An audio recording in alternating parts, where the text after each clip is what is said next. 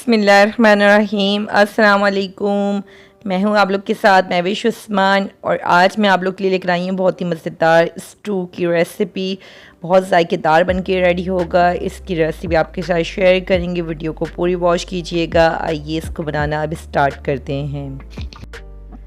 Stew बनाने के लिए हमने सबसे पहले यहाँ पर ऑयल लिया है और ऑयल हमने यहाँ पे तकरीबन एक बड़ा खाने का चमचा लिया है।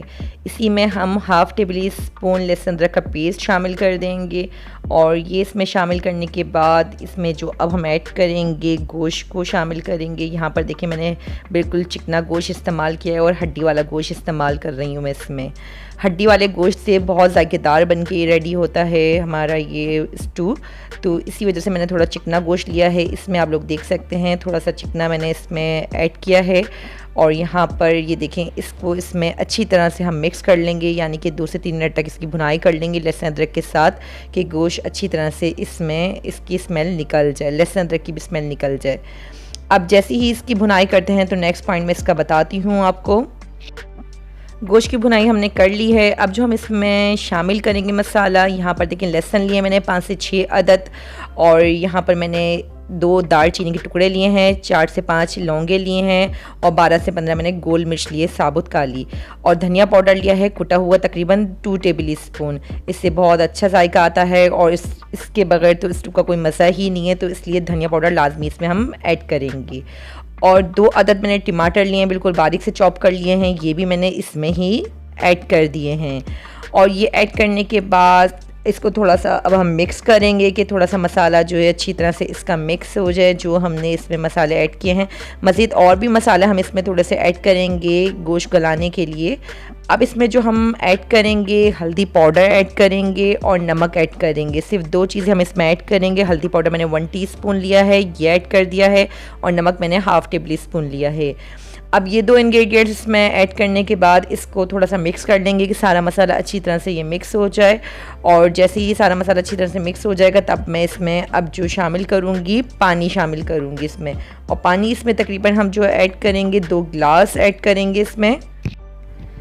इतने पानी में अच्छी तरह से गोश्त इसमें अच्छी तरह से गल जाएगा और गोश्त को तकरीबन हम जो गलाएंगे 2 से ढाई घंटे तक पकाएंगे, ढक्कन ढककर पकाएंगे कि अच्छी तरह से गोश्त इसमें गल जाए। और मज़ीद जो मसाले मैं इसमें शामिल करूँगी वो इसके बाद शामिल करूँगी मैं जब हमारा गोश्त इसमें अच्छी तरह से गल जाएगा और पानी भी इसमें अच्छी तरह से इसका खुश्क हो जाएगा। अब 2 से ढाई घंटे के बाद इसको हम चेक करेंगे, तो इसका लुक मैं आपको चेक करवाती हूँ। यहाँ पर देखिए कि गोश्त हमारा अच्छी तरह से गल चुका है और मसाला भी देख सकते हैं कि इसका किस तरह से ये रेडी हुआ है और पानी भी इसमें अच्छी तरह से इसका खुश्क हो चुका है। अब इसकी तकरीबन 3 से 4 मिनट तक हम भुनाई कर लेंगे कि मसाले की भुनाई अच्छी तरह से हो जाए। जो टमाटर हमने इसमें शामिल किए थे और ये देख सकते हैं इसका लुक के इसकी भुनाई करने के बाद इसमें जो अब हम मज़ीद मसाले शामिल करेंगे, यहाँ पर दही भी ऐड कर देंगे भुनाई के साथ साथ। तकरीबन मैंने 3 टेबल स्पून दही लिया है और ये दही शामिल करने के बाद इसमें मज़ीद एक और चीज़ हम ऐड करेंगे जिससे मज़ेदार सा सालन बन के स्टू हमारा रेडी होने वाला है। इमली का पेस्ट ऐड करेंगे। इमली का पेस्ट थोड़ा सी मैंने इमली डिप करके रख ली थी और मैं इसको ऐसे ही इसमें मैं शामिल कर दूँगी। इससे इसका फ्लेवर बहुत अच्छा आता है, थोड़ी सी खटास आ जाती है इसमें, तो बहुत ज़ायकेदार बन के स्टू रेडी होता है।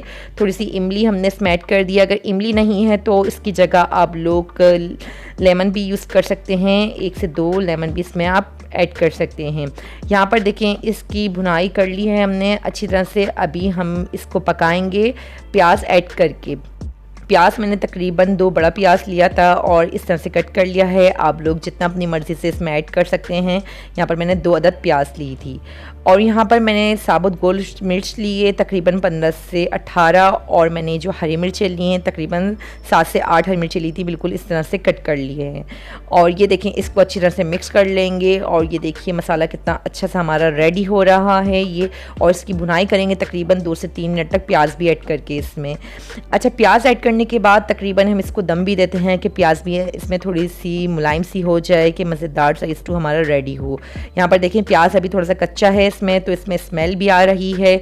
और हम इसको पकाएंगे, तकरीबन हम इसको 10 से 12 मिनट तक और पकाएंगे कि अच्छी तरह से प्याज की स्मेल निकल जाए और गोश्त हमारा प्रॉपर्ली इसमें गल चुका है अच्छी तरह से। और ये देखिए अब हम इसको ढक्कन ढककर पकाएंगे और ढक्कन ढककर बिल्कुल लो फ्लेम पर पकाएंगे कि प्याज में अच्छी तरह से गल जाए।